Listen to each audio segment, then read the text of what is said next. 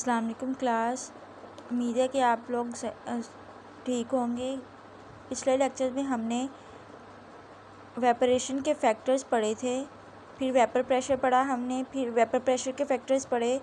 आज हमने पढ़ना है बॉइलिंग पॉइंट। ठीक है, बॉइलिंग पॉइंट क्या होता है? जब ऐसा टेम्परेचर जहाँ पे वेपर प्रेशर लिक्विड का इक्वल हो जाए एटमॉस्फेरिक प्रेशर पे और एनी एक्सटर्नल प्रेशर। ऐसा पॉइंट जहाँ पे टेम्परेचर जो है बॉइलिंग पॉइंट ऐसे टेम्परेचर को कहते हैं जहाँ पे वेपर प्रेशर लिक्विड का बराबर हो जाए एटमॉस्फेरिक प्रेशर पे या फिर कोई एक्सटर्नल प्रेशर के बराबर हो जाए, उस पॉइंट को बॉइलिंग पॉइंट कहते हैं। अच्छा, क्या होता है लिक्विड को, जब हम किसी भी लिक्विड को हीट करते हैं, गर्म करते हैं, तो इसके मालिक्यूल्स जो हैं एनर्जी गेन करते हैं, यानी एनर्जी को हासिल करते हैं। ठीक है, और इसके मालिक्यूल्स में जो है ज़्यादा काइनेटिक एनर्जी इंक्रीज हो जाती है। More and more molecules become energetic. ज़्यादा से ज़्यादा मालिक्यूल्स एनर्जी गेन करते हैं ताकि इंटरमॉलिक्यूलर फोर्सेस को ओवरकम किया जा सके, यानी इंटरमॉलिक्यूलर फोर्सेस को तोड़ा जा सके। इसकी वजह से जो एवेपोरेशन है, जब ज़्यादा से ज़्यादा मॉलिक्यूल्स जो हैं एनर्जी गेन करेंगे तो क्या होगा? इंटरमॉलिक्यूलर फोर्सेस वीक हो जाएंगी। इंटरमॉलिक्यूलर फोर्सेस जब वीक होंगी तो एवेपोरेशन जो है ज़्यादा हो जाएगी, जिसकी वजह से जो वेपर प्रेशर है वो इंक्रीज़ कर जाएगा और एक ऐसी स्टेज आएगी जहाँ पे लिक्विड का वेपर प्रेशर बराबर हो जाएगा एटमॉस्फेरिक प्रेशर पे। और यही पॉइंट जो है बॉइलिंग पॉइंट है। यानी क्या है? जब किसी भी लिक्विड को हम हीट करेंगे तो उसके मालिक्यूल्स एनर्जी गेन करेंगे। जितने ज़्यादा मालिक्यूल्स एनर्जी गेन करेंगे उतनी ही इंटरमॉलिक्यूलर फोर्सेस वीक होंगी। जब इंटरमॉलिक्यूलर फोर्सेस वीक होंगी तो वेपरेशन ज़्यादा होगी। वेपरेशन ज़्यादा होने की वजह से वेपर प्रेशर ज़्यादा होगा और ऐसा पॉइंट आ जाएगा जहाँ पे वेपर प्रेशर इक्वल हो जाएगा एटमॉस्फेरिक प्रेशर पे। उस पॉइंट को हम कहते हैं बॉइलिंग पॉइंट। ठीक है, अब जो नीचे फिगर है आपको दिखाई दी हुई, इसमें आपको वेपर प्रेशर शो किया हुआ है डायथाइल ईथर का, अल्कोहल का और वाटर का। अब क्या होता है? टेम्परेचर इंक्रीज़ के साथ इन तीनों का आपको वेपर प्रेशर दिया हुआ है। 0 डिग्री सेल्सियस पे क्या होता है? वेपर प्रेशर डायथाइल ईथर का 200 मिलीमीटर Hg है, मरकरी है। इथाइल अल्कोहल का 25 मिलीमीटर मरकरी है और वाटर का 5 मिलीमीटर मरकरी है। जब ये हीट करेंगे, जब इनको गर्म किया जाएगा, वेपर प्रेशर डायथाइल का बहुत तेज़ी से इंक्रीज़ करेगा और इक्वल हो जाएगा एटमॉस्फेरिक प्रेशर पर। वेपर प्रेशर बहुत तेज़ी से इंक्रीज़ होगा और जो एटमॉस्फेरिक प्रेशर के बराबर हो जाएगा एट 34.6 डिग्री सेल्सियस। ये देखें, जल्दी से हीट हुआ और 34.6 डिग्री सेल्सियस पे एटमॉस्फेरिक प्रेशर के बराबर आ गया। While the vapour pressure of water increases slowly because intermolecular water are stronger. लेकिन वाटर का जो इंटरमॉलिक्यूलर फोर्सेस होती हैं उनमें ज़्यादा स्ट्रॉन्ग होती हैं, इसलिए जो वाटर के मॉलिक्यूल्स वेपर प्रेशर है वो कम तेज़ी से इंक्रीज़ करेगा क्योंकि उनकी इंटरमॉलिक्यूलर फोर्सेस जो हैं ज़्यादा स्ट्रॉन्ग हैं। और ये फिगर ये शो करती है जब वेपर प्रेशर तब भी ज़्यादा तेज़ी से इंक्रीज़ करेगा जब लिक्विड जो है बॉइलिंग पॉइंट के नज़दीक होगा। अच्छा, आगे बॉइलिंग पॉइंट भी फैक्टर्स पर डिपेंड करता है। Nature of liquid, intermolecular forces, external pressure. सबसे पहले नेचर ऑफ लिक्विड। इसमें क्या है? पोलर लिक्विड्स का हाई बॉइलिंग पॉइंट होता है नॉन पोलर लिक्विड्स के मुकाबले में। पोलर लिक्विड्स का हाई बॉइलिंग पॉइंट होता है, स्ट्रॉन्ग इंटरमॉलिक्यूलर फोर्सेस होती हैं। ठीक है, नॉन पोलर लिक्विड्स के मुकाबले में। पोलर लिक्विड्स क्या होते हैं? जिन पोलर लिक्विड्स में हाई बॉइलिंग पॉइंट होता है और जो है स्ट्रॉन्ग इंटरमॉलिक्यूलर फोर्सेस होती हैं।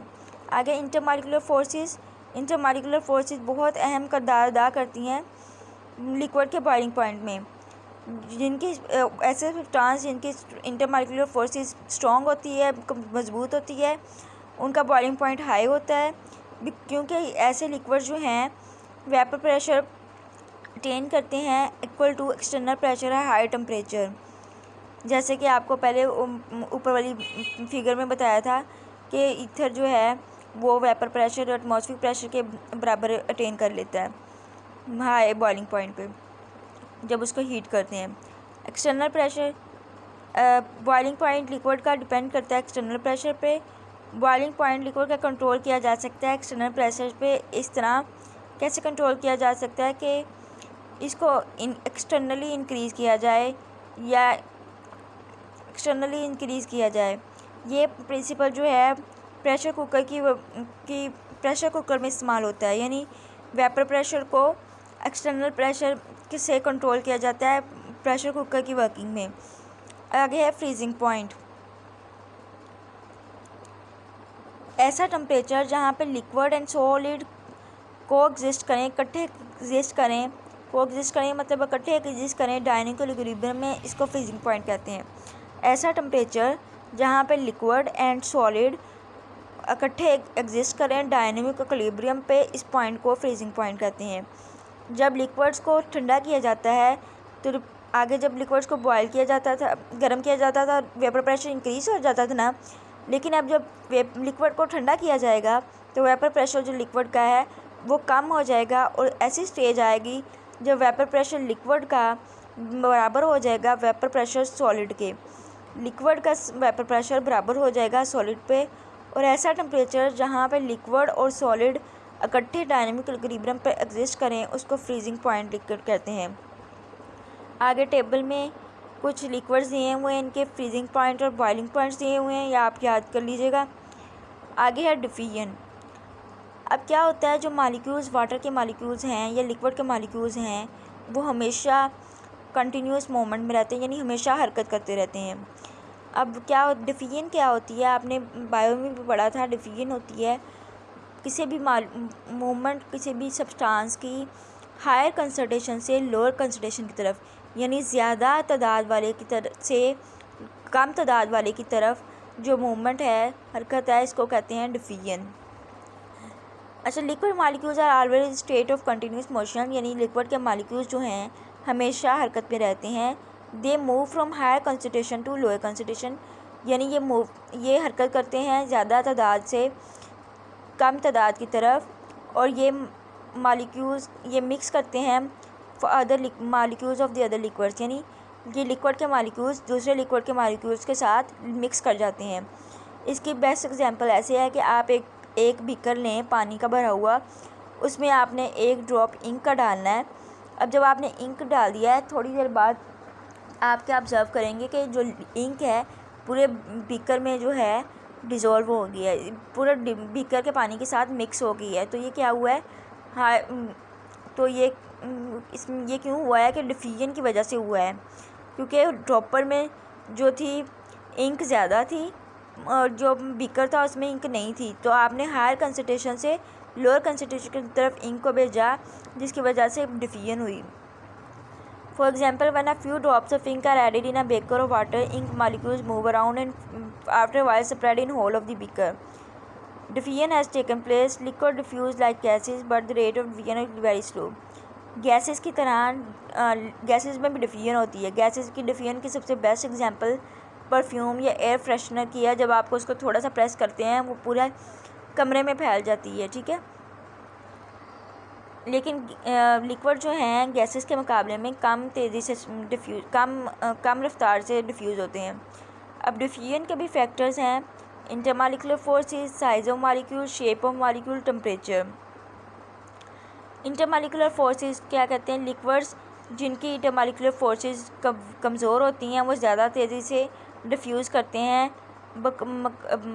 उन लिक्विड्स के मुकाबले में जिनकी स्ट्रॉन्ग इंटरमॉलिक्यूलर फोर्सेस होती हैं, यानी वो लिक्विड्स जिनकी कमज़ोर इंटरमॉलिक्यूलर फोर्सेस हैं वो तेज़ी से डिफ्यूज़ करेंगे।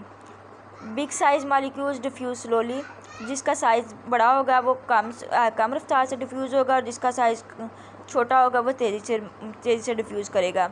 मिसाल के तौर पे हनी जो है उसका साइज़ जो होता है बड़ा होता है, इसलिए वो वाटर में आहिस्ता डिफ्यूज़ होगा as comparison to alcohol in water.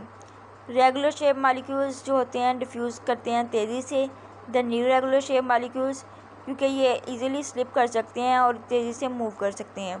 Temperature, diffusion जो है टेम्परेचर इंक्रीज़ करने से इंक्रीज़ करती है, क्योंकि हाई टेम्परेचर पे इंटरमॉलिक्यूलर फोर्सेस जो होती हैं वीक हो जाती हैं due to high kinetic energy of molecules. यानी जब आप टेम्परेचर इंक्रीज़ करते हैं तो डिफ्यूजन भी इंक्रीज़ हो जाती है। क्यों इंक्रीज़ हो जाती है? क्योंकि इंटरमॉलिक्यूलर फोर्सेस वीक हो जाती हैं।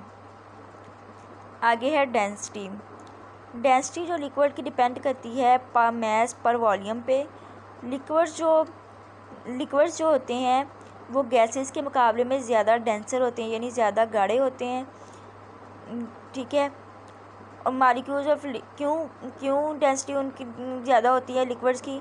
क्योंकि लिक्विड के मॉलिक्यूल्स जो होते हैं वो करीब करीब होते हैं, क्लोजली पैक मतलब करीब करीब पैक्ड होते हैं, और उनके दरमियान जो खाली जगह है वो ना होने के बराबर होती है।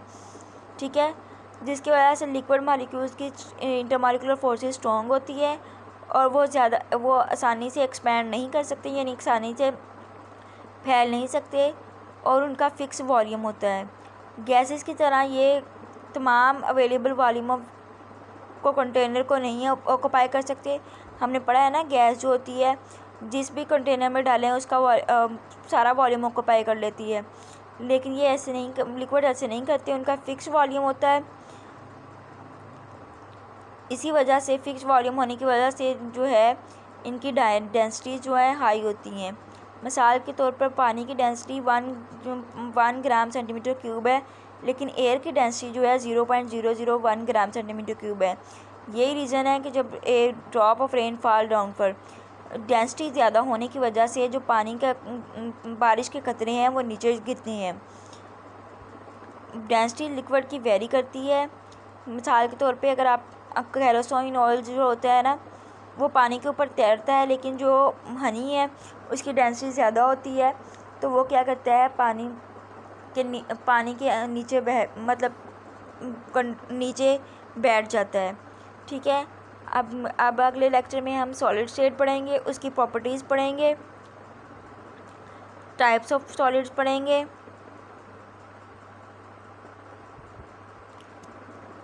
ठीक है। अगले लेक्चर में हम अगला टॉपिक डिस्कस करेंगे। आज के लिए इतना ही। अल्लाह हाफिज़।